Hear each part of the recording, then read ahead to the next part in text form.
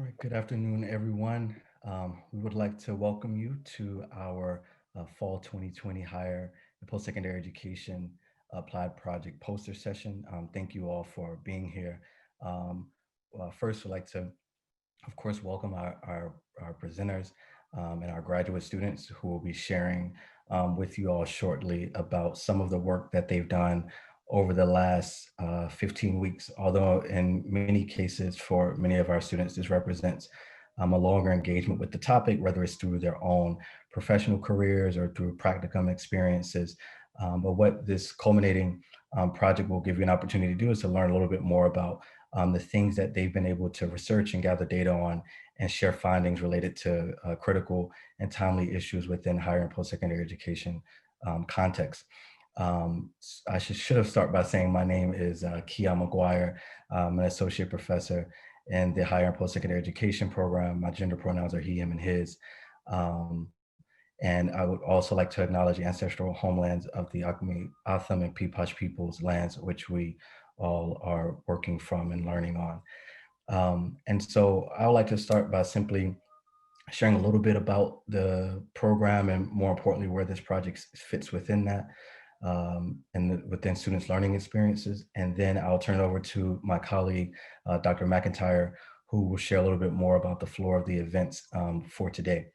Again, our higher and post-secondary education program is an opportunity and a learning experience that's really geared to prepare professionals to work in a variety of contexts on college and university campuses. One of the things that has become a core identity of our program has been the process by which we help and work alongside students as they learn ways to gather data, analyze data, all in the service of improving higher education practice and policy wherever they may be located. And so this applied inquiry or applied project, that poster session that you see here today is a culmination of a 15-week exercise or experience.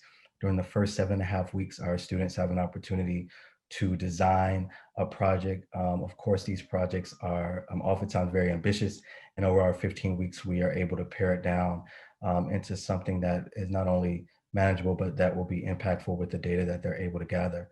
And then in this session B of the semester, students are able to carry out their research project. And we'll get a little bit towards this at the end of the session today when we give some thank yous, but you should know this represents not only the work of our students and the faculty who are in the classroom, but also a number of mentors who sign up to work with students along and help give feedback on their projects as they're being designed and carried out. So we look forward to you all engaging with our students today, asking them questions, learning about their research, and hopefully having a very invigorating conversation. So at this point, I'll turn it over to Dr. McIntyre, who will say a little bit more about how the rest of the afternoon will be spent. Thank you. Hi there. My name is Lisa McIntyre. I am an executive director in the University Provost Office at ASU and teach in the Master in Higher Ed program. The applied project is one of my favorite classes because, as Dr. McGuire said, this is about the topics that the students are most interested in. And so I always learn a lot about topics that I maybe don't get exposure to on a regular basis. So I hope all our guests have that same experience. Our students will be presenting in small breakout rooms of 3 to 4 folks. Dr. McGuire is going to put a link in the chat where you can find the Zoom breakout room link for the individual that you're here to support or the breakout room that you're most interested in. They are grouped by topics. We ask that you mute your microphones. You're all doing a great job of that if you're not the one presenting. We will present in order of the link that Dr. McGuire just shared. There will be a facilitator in the room to just kind of make sure all the technical pieces go right. They will be recorded sessions. We also ask that you hold all your questions until all of the presentations in your breakout room are complete, and then we'll open up that session for questions. We do encourage you to ask questions. These folks are experts on this topic and have spent a lot of time and energy becoming experts. And so this is a great opportunity for them to answer any questions that you might have. Once all the presentations in your breakout room are complete, we ask you to come back to this main session room for us to wrap up the program. So with that, Dr. McGuire, anything I missed or you want to add before we break out? Nope, that's it. And please reach out to us for any questions that you might have. Dr. McIntyre and I will be moving from room to room. I see that I just got a message in the chat asking, can individuals move from room to room? Yes, as long as you're not a presenter. So all of our guests beyond the students are able to, again, move as you would like to bounce around to hear different topics of conversation and discussion. And so again, at this time, we'll give folks about 5 to 7 minutes to make your way over to your rooms. For our students who are on the call, again, look at the sheet as well so that you can go to the room that you will be in.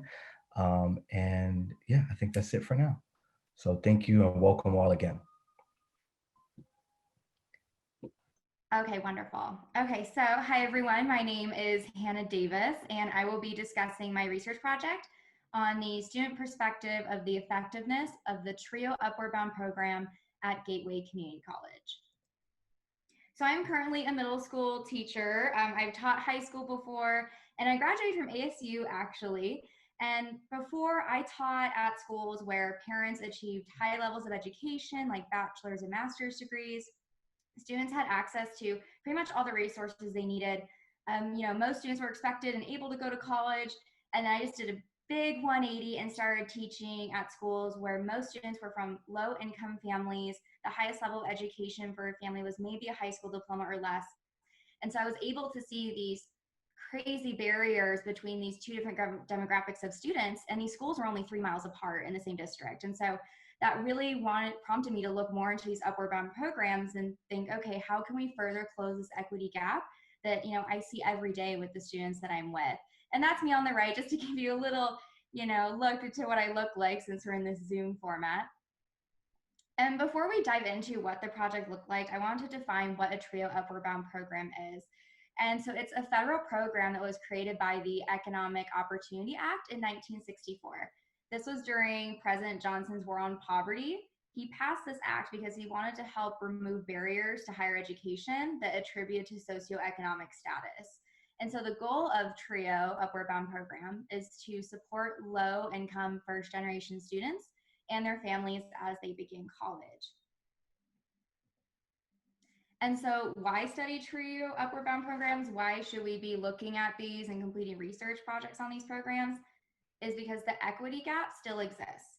TRIO has been around for decades and it's helped thousands of students, but unfortunately there is still that major gap in all levels of education, and specifically here, higher education. Generally, first generation low income students lack the necessary resources and personal capital to reach college graduation. They have additional responsibilities like their own families, financial independence, jobs, health concerns, just other obligations and barriers that prevent them from having an immersive college experience. And the National Post-Secondary Student Aid Study data shows that these students begin college with lower academic skills and knowledge, resulting in having to take remedial courses, falling behind their peers in course content, and needing additional support. So you can see all these reasons why that equity gap is still there and how TRIO has been helping to fill it. So my research question is from the perspective of students who have completed the TRIO Upward Bound program at Gateway Community College, what practices best supported their success in higher education? And then I asked on the right-hand side the following sub-questions. After completing the program, why did students enroll in a higher education institution? And then what elements of the TRIO Upward Bound program did they feel best supported their success in higher education? This quantitative study was conducted through a survey at Gateway Community College. The survey was distributed by the director of the program at Gateway to keep anonymity within the study, and also just due to COVID, I was not able to meet the participants or pass out maybe a written survey. So it was just safe for everyone to have it emailed out through the director. To encourage more participation in the survey, it was sent to anyone who completed the program at Gateway Community College, and participants were asked to check off the main factors that led them to enroll in a higher education institution and rate how helpful the elements of the program were. Participants were given the option to elaborate on their responses in an open-ended format. On the right-hand side, you can see a breakdown of all the participants. The participants completed the program between 2006 and 2018, so a pretty wide range.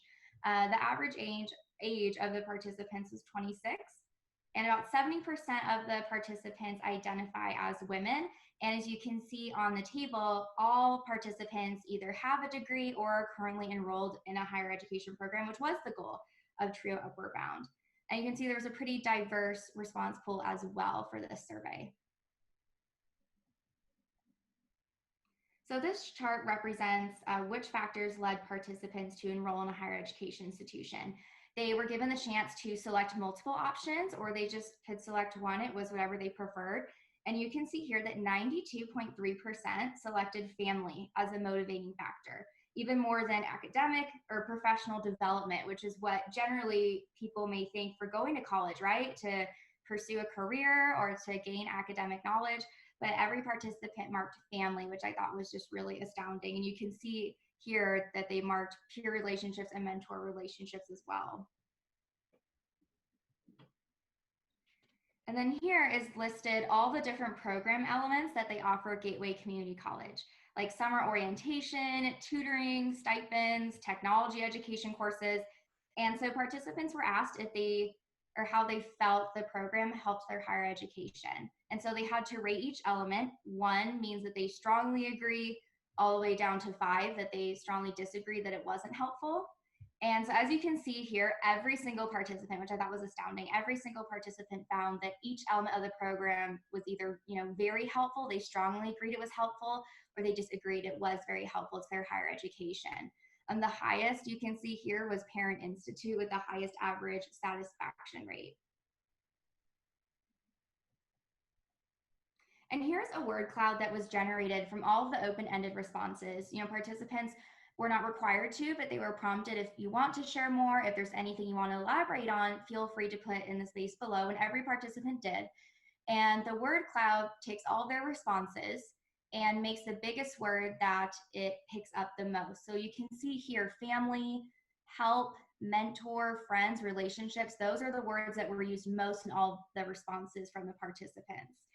Specifically, the program director was mentioned multiple times and how the participants' relationship with her benefited their experience. So just by naming the mentors that they had, naming friends and family that helped support them. I didn't put it in the word cloud just to keep it anonymous, but you can see how much family, mentors, and relationships really helped in their higher education. And so the key findings from this study is that it shows that support from family was a key element to success for TRIO Upward Bound students, and that friendships and mentors helped students once they were in the program. It also revealed that all participants found the program elements, specifically the Parent Institute, extremely helpful. And so some implications from this study is this prompts a deeper look into the definition of family. I wish I dove deeper into what they defined as family, but every participant said that family was incredibly helpful. And so this can dive into how can we improve that Parent Institute? Can it include siblings that are maybe really involved in their siblings' higher education? What about step families or half siblings or people that they identify as family members? How can we make it more of an inclusive program to ensure that what that participant defines as family is being supported in their higher education? It can also help improve college readiness programs in K-12 education. TRIO starts in high school, and so by looking at what programs are helpful, this can not only help higher education, but help K-12 and how they can further get those students into higher education. And it can foster professional and curriculum development for teachers, staff, support staff, really anyone who is involved in education. And also, it just is really beneficial to focus on these specific elements of Upward Bound programs because the equity gap, unfortunately, is still there. And if we do not narrow down our research by looking at these specific programs, by looking at specifically how they define family, what was helpful, what was not, then the equity gap will not close. And some limitations from this research is that we are clearly in a pandemic, and that might have affected responses from those who are currently enrolled in higher education. Some elements of TRIO Upward Bound may not have been helpful while online learning, or maybe some were really beneficial during online learning. And I would have loved more of a response rate, but unfortunately, due just to the time constraints of this research project, There really wasn't an opportunity to get more responses or to interact with those participants in person. And I would love for more opportunities to further break down that demographic data and analyze those relationships more. And thank you very much. I look forward to answering your questions in a little bit. Thank you so much. So thank you for that, Jordan. So I have to say, this is my first time participating in a virtual poster session, and that felt like a whirlwind, but in a good way. So thank you all for your presentations. Both Dr. McIntyre and I had an opportunity to hop around from room to room. I'm actually going to stop talking and turn over to Dr. McIntyre, and I'll say a little bit more to close us out at the end. All right. I just wanted to congratulate all of you. You should be very proud of what you did. I know this semester was like none other. Just like Dr. McGuire, that was my first virtual poster session. And I just want to commend you all on your resilience and determination in making it work. We had all kinds of fun challenges to work through, and we all did it and had great communication. And I think you all, just the potential is limitless for all of you. So I wish you all the best of luck. I hope to hear updates from you all where your careers take you, and always here as a resource for you all. So I see all the applause and celebrations going up. It might be a bit much to unmute and do a round of applause, but want to thank all the guests, family members who were able to join us today. That is one of the great things about our virtual opportunity, is that I think we might have been able to expand our audience a bit more. We will be sharing recordings with the students. So if you weren't able to have a guest join us today, please share it with them.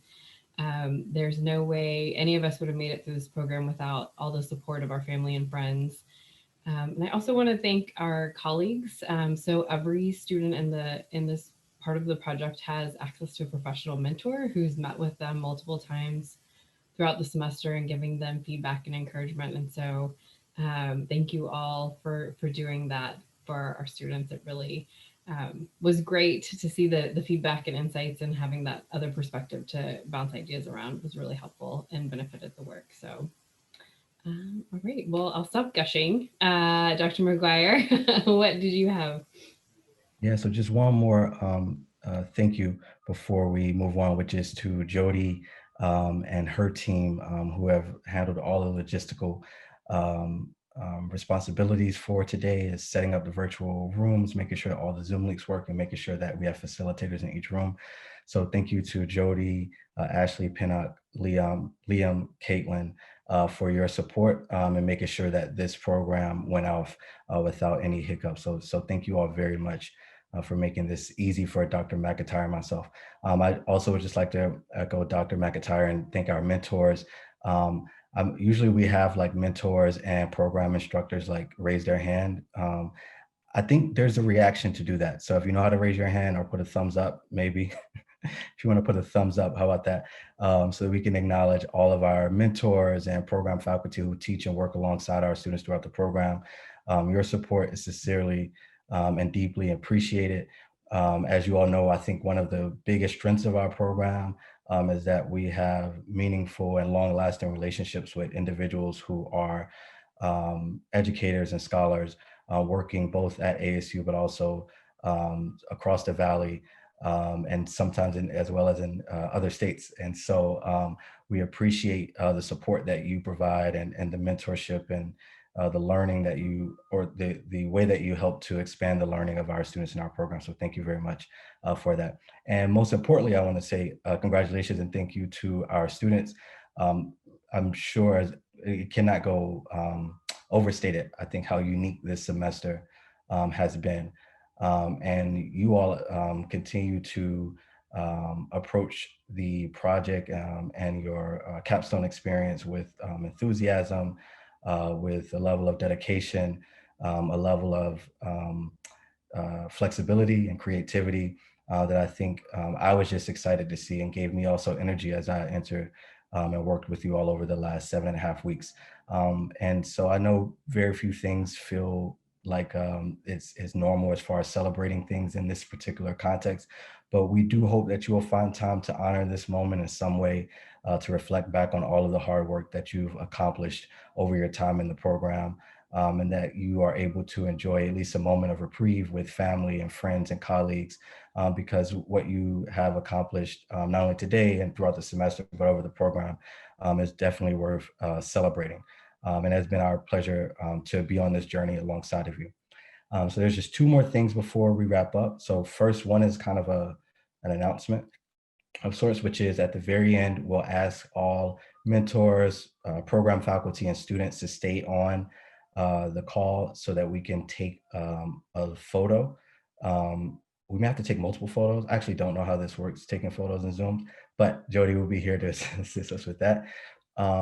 And also every semester during the capstone experience, we have an opportunity to recognize a student, one of your colleagues and peers, who is nominated by program faculty as a recognition for their achievement and contributions, both inside and outside of the classroom, to the higher and post-secondary education program.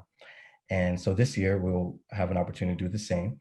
And what I'm going to do is just share very briefly what one nominator said about this particular student before I announce who the student is. And again, we and Lindsay, Dr. Dipple, who is on the call, normally does this part and does it much more eloquently than I do as I fumble through this process.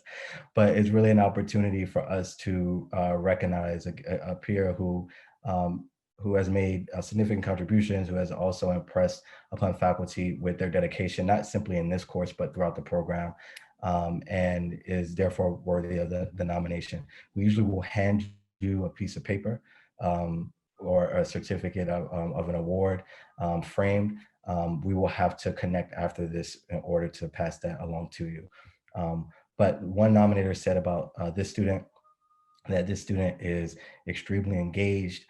They also demonstrate a high level of intellectual curiosity, and they also not only work well with students, but embrace collaboration, and that this student in particular deserves recognition for their outstanding contributions that they made to the learning environment within and across classrooms. And so without further ado, that student is Dakota Weber. So let's give Dakota a round of applause. And also, Dakota, congratulations. I know you didn't know this was happening. You and I can connect after to make sure that you get your certificate and award. But again, congratulations, and for an award that's well deserved. Okay. Yes, you're welcome. You're welcome. All right. So we're going to stop there. Again, thank you for everyone who came and visited with us. We'll ask for the students and program faculty and mentors to stay on so that we can get one picture, and we will share that out with everyone as well.